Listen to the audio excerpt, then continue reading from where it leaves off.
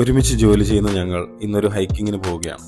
ഞങ്ങളെന്ന് പറയുമ്പോൾ rider Ashwajith, Akash, Deepu wife Lini, driver ഞാനും സുബിൻ ചേട്ടനും, പിന്നെ ഞങ്ങളുടെ ക്യാപ്റ്റൻ അഭിജിത്ത് വൈഫ് ആഷിമ.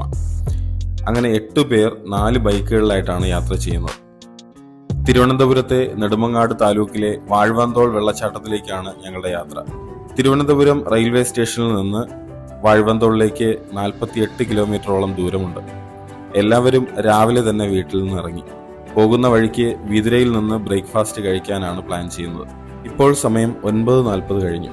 ഞങ്ങൾ തിരുവനന്തപുരത്ത് നിന്ന് 34 കിലോമീറ്റർ പിന്നിട്ട് വിതുരയിലെത്തി. ബ്രേക്ക്ഫാസ്റ്റ് കഴിച്ച് അത്യാവശ്യം ഫസ്റ്റ് എയ്ഡിന് വേണ്ട ബാൻഡേജും കോട്ടണും മരുന്നുകളും സാനിറ്റൈസറും ഒക്കെ വാങ്ങി ഞങ്ങൾ യാത്ര തുടർന്നു. ഇനി 14.5 കിലോമീറ്റർ കൂടി സഞ്ചരിച്ചാൽ വാഴ്വാന്തോൾ വെള്ളച്ചാട്ടത്തിന്റെ ആദ്യ ചെക്ക് പോയിന്റിലെത്താം.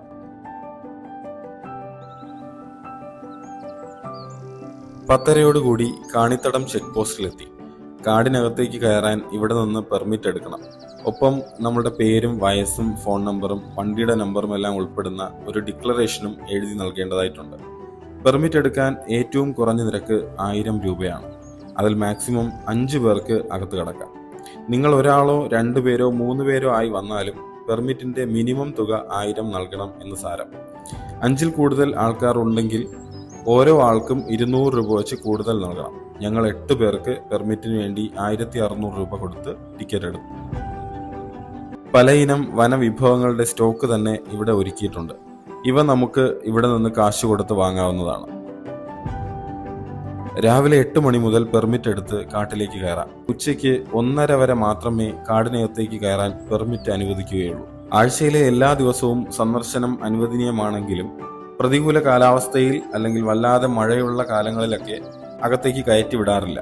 അതിനാൽ തന്നെ വെള്ളച്ചാട്ടം കാണാൻ വരാൻ പ്ലാൻ ചെയ്യുന്നുണ്ടെങ്കിൽ ഡിസ്പ്ലേയിൽ കാണുന്ന ഈ നമ്പറിൽ വിളിച്ച് അന്വേഷിച്ചിട്ട് വരുന്നത് നല്ലതായിരിക്കും. ഇനി 800 മീറ്റർ കൂടി വണ്ടിയിൽ പോകാം. അങ്ങനെ നമ്മൾ വളരെ വിശാലമായ ഒരു സ്പേസിലേക്കാണ് എത്തുന്നത്. ഇവിടെ വണ്ടി പാർക്ക് ചെയ്യാം. അടുത്തായി തന്നെ വാഷ്റൂമും ക്രമീകരിച്ചിട്ടുണ്ട്. വളരെ ചുരുക്കി വെള്ളച്ചാട്ടത്തിന്റെ ഭൂമിശാസ്ത്രം വിവരിക്കുന്ന ഒരു ബോർഡ് ഇവിടെ സ്ഥാപിച്ചിട്ടുണ്ട്. അവിടെ നിന്ന് വെള്ളച്ചാട്ടത്തിലെത്താൻ 2.5 കിലോമീറ്റർ ഉണ്ടെന്നും മനസ്സിലായി. വെള്ളച്ചാട്ടത്തിലേക്കുള്ള കവാടം പോലെ നമ്മളെ സ്വീകരിക്കാനായി വളരെ മനോഹരമായ ഒരു കമാനം ഇവിടെ ഒരുക്കിയിട്ടുണ്ട്. ഞങ്ങൾ അതിന് ചുവട്ടിൽ നിന്ന് ഫോട്ടോയൊക്കെ എടുത്ത് ഹൈക്കിംഗ് തുടങ്ങി. ഇല്ല ഗൈസ്, തുടങ്ങിയില്ല. അകത്ത് കയറിയപ്പോൾ തന്നെ അവിടെ ഒരു ചെക്ക് പോയിന്റ് ഉണ്ട്. വനത്തിനകത്ത് പ്രകൃതിയോട് ഇണങ്ങുന്ന രീതിയിലുള്ള 2 നിർമ്മിതികൾ. നമ്മുടെ ജനറേഷനും മുൻപത്തെ പൂർവികർ എങ്ങനെ പ്രകൃതിയോട് ഇണങ്ങി ജീവിച്ചോ അതിനെ ഓർമ്മിപ്പിക്കുന്ന മരത്തൂണുകളിൽ ഓല മേഞ്ഞ ചെറിയ തടികൾ കൊണ്ട് കൈവരി തീർത്ത മുള പൊട്ടിച്ച് വിരിച്ച് മേശ പോലെ ഉപയോഗിക്കുന്ന കുടിൽ. അവിടെ 2 ജീവനക്കാരുണ്ട്. അവർ ഞങ്ങളുടെ ടിക്കറ്റും ആൾക്കാരുടെ എണ്ണവും നോക്കി ഉറപ്പിക്കുകയാണ്.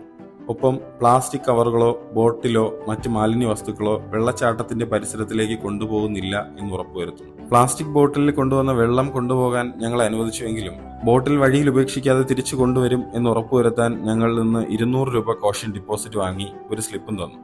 തിരിച്ചു വരുമ്പോൾ ഈ ബോട്ടിലുകളും സ്ലിപ്പും കാണിച്ചു കഴിഞ്ഞാൽ ഈ കാശ് തിരിച്ചു തരാമെന്ന്. അപ്പോഴേക്കും ഞങ്ങളുടെ ഇടയിലെ 2 കുഞ്ഞു ആവുകൾ ഊഞ്ഞാൽ സ്ഥാനം ഉറപ്പിച്ചു. ആട്ടവും പാട്ടും കളിയും കുസൃതിയും. അങ്ങനെ കുറച്ച് സമയം. കല്ലുകൾ നിറഞ്ഞ് മരത്തിന്റെ വേരുകൾ അതിനിടയിൽ ചുറ്റിപ്പിണഞ്ഞ് അങ്ങനെ കിടക്കുന്ന വഴി. ഈ മലമ്പാതയുടെ 2 വശങ്ങളിലും ധാരാളം ഈറ്റക്കാടുകളുണ്ട്. ഈറ്റ ആനയുടെ ഇഷ്ട വിഭവമാണ്. ആന, കാട്ടുപോത്ത്, പന്നി, കരടിയൊക്കെയുള്ള കാടാണിത്. തോടയാർ മൃഗങ്ങളുടെ ശുദ്ധജല സ്രോതസ്സായതുകൊണ്ട് തന്നെ വൈകുന്നേരം പിന്നിട്ട് കഴിഞ്ഞാൽ ഈ പരിസരങ്ങളിൽ മൃഗങ്ങളെ കാണാനാകുമെന്നാണ് ഗൈഡ് പറയുന്നത്. വൃക്ഷനിബിഡമായ നിത്യഹരിത വനമാണിത്. പന്തലിട്ട പോലെ എപ്പോഴും നല്ല തണലും തണുപ്പുമാണിവിടെ. മാർഗമധ്യേ ഒരു വൻമരം വീണ് കിടക്കുന്നുണ്ട്. പണ്ടെപ്പോഴോ വീണതാണ്. പോയിസൺ ഡെവിൾ ട്രീ എന്നാണ് അതിൻ്റെ പേര്. അതിൻ്റെ പേരും അതിൻ്റെ കിടപ്പും നമ്മളിൽ അല്പം ആശങ്കയുണ്ടാക്കുമെങ്കിലും കളിയും ചിരിയും കുറച്ച് ഫോട്ടോസൊക്കെ എടുത്ത് ഞങ്ങൾ മുന്നോട്ട് നടന്നു. ഞങ്ങൾ നടക്കുന്ന ഈ പാതയ്ക്ക് സമാന്തരമായി തന്നെ തോടയാർ പാറക്കെട്ടുകളിൽ ചിന്നിച്ചിതറി ഒഴുകുകയാണ്. പിന്നെ ഒന്നും നോക്കിയില്ല, ആറ്റിലേക്ക് ഞങ്ങൾ ചാടിയിറങ്ങി. അങ്ങനെ ചാടിയിറങ്ങാൻ പറ്റില്ല. തോടയാറിൻ്റെ അടിത്തട്ട് മിക്കവാറും പാറകളാണ്, ചിലയിടത്ത് കുഴിയും. ഞങ്ങൾ പോകുമ്പോൾ അധികം വെള്ളവുമില്ല. ചാടി ഇറങ്ങിയാൽ വല്ല കല്ലിലോ മറ്റോ തട്ടി അലച്ചു തല്ലി വീണേനെ. ഞങ്ങൾ വളരെ സൂക്ഷിച്ച് പതിയെയാണ് ഇറങ്ങിയത്. പക്ഷെ അങ്ങനെ പറഞ്ഞാൽ ഒരു ഗുമ്മില്ല. എന്തായാലും ഞങ്ങൾ ചാടി ഇറങ്ങി 2 റൗണ്ട് നീന്തി മുങ്ങി കുളിച്ച് ഞങ്ങളുടെ യാത്ര തുടങ്ങി. മലയുടെ അടിവാരത്തിലൂടെ ഒഴുകുന്ന തോടയാർ നദി സഹ്യപർവ്വത നിരയുടെ തെക്കേ അറ്റത്ത് പേപ്പാറ വന്യജീവി സങ്കേതത്തിൻ്റെ ഭാഗമായ ബോണക്കാട് ചാമ്പലാപ്പിൽ ഉത്ഭവിച്ച് പേപ്പാറയിലൂടെ ഒഴുകി അരുവിക്കരയിലൂടെ കരമനയാറിൽ പതിച്ച് തുടർന്ന് അറബിക്കടൽ ചേരുകയാണ്. ഈ തോടയാറിനപ്പുറത്ത് ആദിവാസികളുടെ അധിവാസ കേന്ദ്രങ്ങളുണ്ട്. ഹൈക്കിംഗ് തുടങ്ങി ആദ്യത്തെ കുത്തനെയുള്ള കയറ്റമാണ്. വളരെ സൂക്ഷിക്കണം, കാരണം മുഴുവൻ പാറകളാണ്. പാറയിൽ പായലും മണൽത്തരികളൊക്കെ ഉണ്ടാകും. സൂക്ഷിച്ചില്ലെങ്കിൽ വഴുതി വീഴാൻ സാധ്യത വളരെ കൂടുതലാണ്. മല കയറി ചെല്ലുമ്പോൾ പാറകൾക്കിടയിൽ ഒരു ചെറിയ വഴി. ഇനി ഈ വഴി വരുന്നവർക്ക് അതൊരു ബുദ്ധിമുട്ടായാലോ എന്നോർത്ത് അതിലെ വലിയ പാറക്കഷ്ണം ഞങ്ങൾ അല്പം നീക്കി വെച്ചിട്ടുണ്ട്. മുന്നോട്ട് പോകുമ്പോൾ ഒരു നീർക്കെട്ട്. അവിടെ അല്പസമയം ചിലവഴിച്ചു. ഇവിടെ ഫോണിന് നെറ്റ്വർക്ക് കിട്ടുന്നുണ്ട്. ആരോ പാട്ട് പ്ലേ ചെയ്തു. പിന്നെ പാട്ട് കേട്ടായി നടത്താം. യാത്രാമധ്യേ ഒരു കരിങ്കൽ ഗുഹ സി ഷേപ്പിൽ ഒരു സൈഡിലൂടെ അകത്ത് കയറി മറു സൈഡിലൂടെ പുറത്തിറങ്ങി വേണം യാത്ര തുടരാൻ. അത് രസമായിട്ടുണ്ട്. വീണ്ടും മുന്നോട്ട് പോകുമ്പോൾ പാറക്കെട്ടുകളിലൂടെ നീർച്ചാലുകൾ ഒഴുകുന്ന പാത. വിശാലമായ വഴികൾ മാറി ഒറ്റയടി പാതയായിരിക്കുന്നു. ഈ വഴിയിലൂടെയൊക്കെ വളരെ ശ്രദ്ധിച്ചു വേണം നടക്കാൻ. ശ്രദ്ധയൊന്ന് മാറിയാൽ വേരിലോ കല്ലിലോ ഒക്കെ തട്ടി നമ്മൾ വീണേക്കാം. ചുറ്റും പാറകളാണ്. മുന്നോട്ട് പോകുമ്പോൾ ഇടത് സൈഡിൽ ഒരു മൺഗുഹയും കണ്ടു.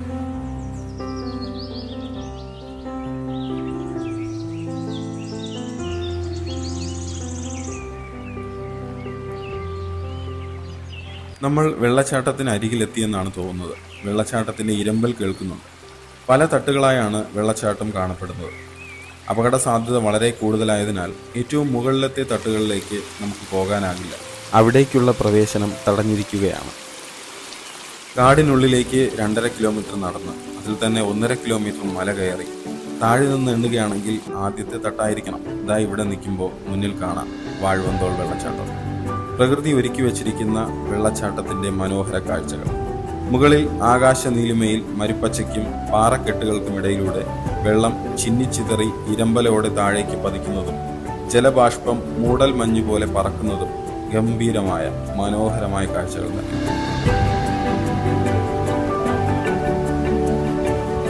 ഇപ്പോൾ സമയം 12:43 കഴിഞ്ഞു.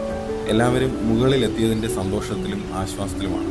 എല്ലാവർക്കും നല്ല വിശപ്പും ദാഹവുമുണ്ട്. ആകെ കയ്യിലുള്ളത് 2 കമ്പിളി നാരങ്ങയും കുറച്ച് ചിപ്സുമാണ്. പരിഷ്കാരികൾ ഇതിനെ ബബ്ലൂസ് നാരങ്ങ എന്നും പറയാറുണ്ട്. അതും കഴിച്ച് ആവശ്യത്തിന് വെള്ളവും കുടിച്ച് കുറച്ചു നേരം ഞങ്ങൾ അവിടെ വിശ്രമിച്ചു. ഞാൻ ചുറ്റുമൊന്ന് കണ്ണോടിച്ചു. ഡ്രസ്സ് മാറാനുള്ള 2 തകര ഷെഡുകൾ ഇവിടെ ഒരുക്കിയിട്ടുണ്ട്. സ്ത്രീകൾക്കും പുരുഷന്മാർക്കും അത് പ്രത്യേകം ഉപയോഗിക്കാം. വെള്ളവുമായി ബന്ധമുള്ള ടൂറിസ്റ്റ് സ്പോട്ടുകളിൽ എത്തിയാൽ വെള്ളത്തിലിറങ്ങാതെ അതിൻ്റെ ആസ്വാദനം പൂർണ്ണമാകില്ലല്ലോ. ഞങ്ങളും തയ്യാറായി വെള്ളത്തിലേക്ക് ഇറങ്ങാനായി നടന്നു. നന്നായി തെളിഞ്ഞ തണുത്ത വെള്ളം. പതിയെ പതിയെ കളിയും ചിരിയും കളിയാക്കലും ഒരു ആഘോഷപ്രീതി. കുട്ടികളായ പോലെ ഇനി എന്ത് എന്ന ചിന്തയില്ലാതെ ഒരു സ്ട്രെസ്സും ടെൻഷനും ഇല്ലാതെ ആഘോഷത്തിൻ്റെ ഈ നിമിഷങ്ങൾ മാത്രം.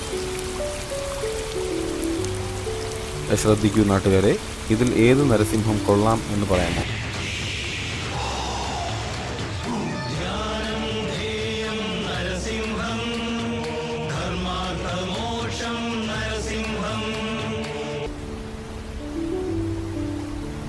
കൊള്ളാം, നന്നായി ആസ്വദിച്ചു. ഇനി എല്ലാവർക്കും പോകാമെന്നായി. അപ്പോഴേക്കും സമയം 3 മണി കഴിഞ്ഞിരുന്നു. ഞങ്ങൾ വെള്ളത്തിൽ നിന്ന് കയറി. അപ്പോഴാണ് ആ ഭീകരജീവി എന്നെ പിടികൂടിയത് മനസ്സിലാക്കിയത്. അട്ട എന്ന ചുരുക്കപ്പേരിൽ അറിയപ്പെടുന്ന ശുദ്ധജല പ്രദേശങ്ങളിൽ കാണുന്ന കുളയട്ട അല്ലെങ്കിൽ ലീച്ച്. സാനിറ്റൈസർ അല്ലെങ്കിൽ ഉപ്പ് ഒക്കെയാണ് ഇവനുള്ള പണി. വേറെ അട്ട അറ്റാക്ക് ഒന്നുമില്ല എന്നുറപ്പിച്ച് അവന് പരമോന്നത ശിക്ഷ നൽകി ഗൈഡിനോട് യാത്ര പറഞ്ഞ് ഞങ്ങൾ മലയിറങ്ങി.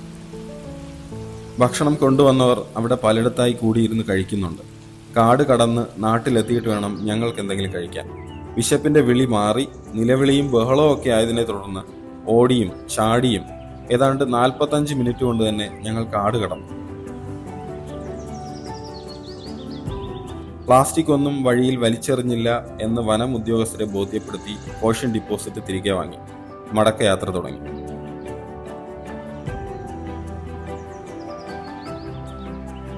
വൈകുന്നേരം 4 മണിയോടുകൂടി കാണിത്തടം ചെക്ക് പോസ്റ്റ് കടന്ന് ഞങ്ങളെ യാത്രയാക്കിയ വനം ജീവനക്കാരിക്ക് ഒരു പുഞ്ചിരിയും സമ്മാനിച്ച് വാഴ്വന്തോൾ വെള്ളച്ചാട്ടത്തിനോട് ഞങ്ങൾ യാത്ര പറഞ്ഞു. പിന്നെ ആദ്യം കണ്ട ഭക്ഷണശാല അമ്പാടി ഹോട്ടലിൽ കയറി. നല്ല ഭക്ഷണം, നല്ല പെരുമാറ്റം, എല്ലാവരും നന്നായിട്ട് കഴിച്ചു. ഇനി വീട്ടിലേക്കാണ്.